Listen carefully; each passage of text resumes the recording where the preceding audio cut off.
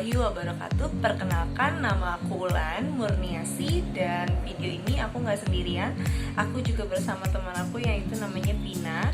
Dan video ini kita akan ngebahas mengenai utamakan pemakaian bahasa Indonesia di ruang lingkup. Oke, kita lanjut aja ke pembahasannya. Sebelum kita lanjut ke pembahasannya, bagi yang belum subscribe, bisa subscribe terlebih dahulu, dan juga bisa like videonya dan nge-share ke semua teman-teman ataupun saudara keluarga apabila video ini bermanfaat. Kita langsung ke pembahasannya.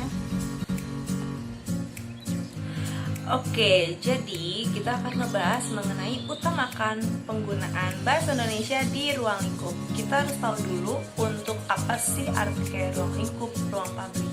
Jadi untuk ruang publik itu adalah tempat yang memang tempat berkumpulnya untuk yang sendiri atau bisa juga berkelompok.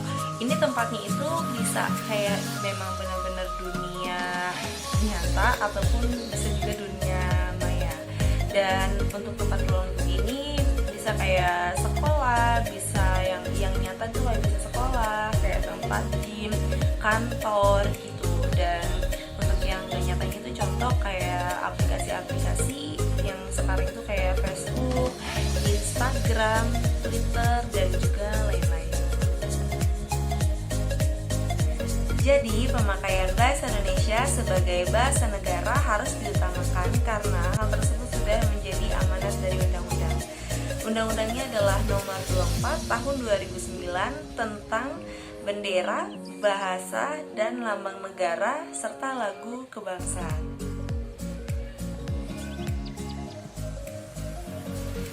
Jadi dengan demikian, bahasa Indonesia itu jadi bisa digunakan sebagai bahasa yang memang dapat digunakan di ruang publik ataupun ranah kehidupan. Jadi guys, untuk saat ini bahasa Indonesia atau penggunaan bahasa Indonesia itu memang sudah diabaikan atau dinomorduakan, khususnya di ruang publik. Nah, oleh sebab itu kita harus tetap mengutamakan penggunaan bahasa Indonesia. Dengan seperti itu bukan berarti kita menomorduakan bahasa asing, tetap diperbolehkan. Tapi yang paling utama adalah kita tetap menggunakan penggunaan bahasa Indonesia di ruang publik. Oke guys, jadi sekarang ini sudah ada Perpres yang sudah ditandatangani yang mengatur mengenai penggunaan bahasa Indonesia di ruang publik. Yang biasa juga langkah-langkahnya ini disebut sebagai NSPK atau singkatan dari norma, standar, prosedur, dan juga kriteria. Untuk turunan aturannya ini adalah seperti pengawasan pada saat memastikan pelaksanaan penggunaan bahasa Indonesia di ruang lingkup yang biasa kita lakukan. Jadi intinya adalah kebahasaan adalah sebagai identitas bangsa yang melibatkan seluruh partisipasi masyarakat Indonesia. Oke, untuk selanjutnya pembahasan akan dibawakan oleh Vina.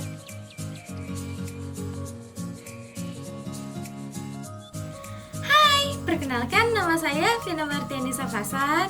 Hai, saya ingin sedikit menambahkan penjelasan mengenai utamakan pemakaian bahasa Indonesia di ruang lingkup.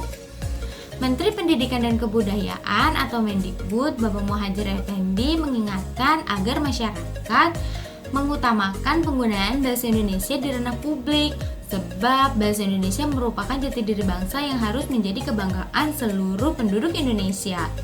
Kita bukan anti bahasa asing, tetapi sebagai warga negara yang baik, tentu kewajiban kita untuk benar-benar menjaga identitas bangsa, yakni bahasa Indonesia.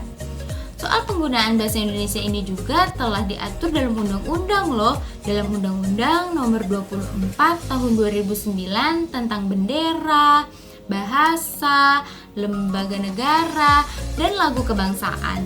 Tetapi implementasi di lapangan memang belum optimal. Penggunaan bahasa asing di ruang publik masih sangat marak, mulai dari penamaan gedung, perumahan, hotel, pusat perbelanjaan, dan lainnya. Karena penegakan hukum memang belum ada, sehingga undang-undang ini belum optimal pelaksanaannya. senada juga nih yang dikemukakan oleh Kemendikbud Bapak Dadang Sunandar.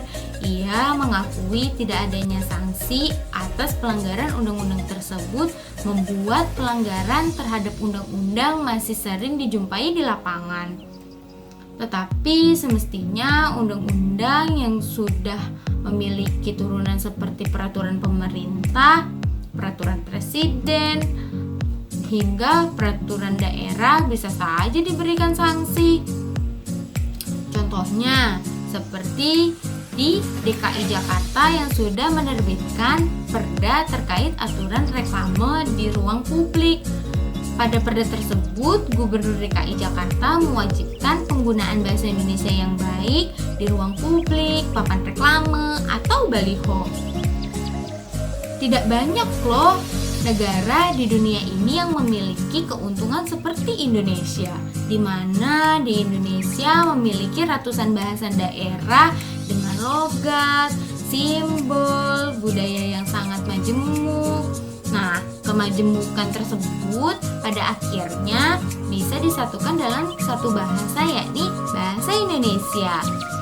Kita tidak bisa membayangkan bagaimana jika masing-masing daerah menginginkan bahasanya menjadi bahasa nasional. Ya enggak sih? Tentu Indonesia tidak akan pernah ada.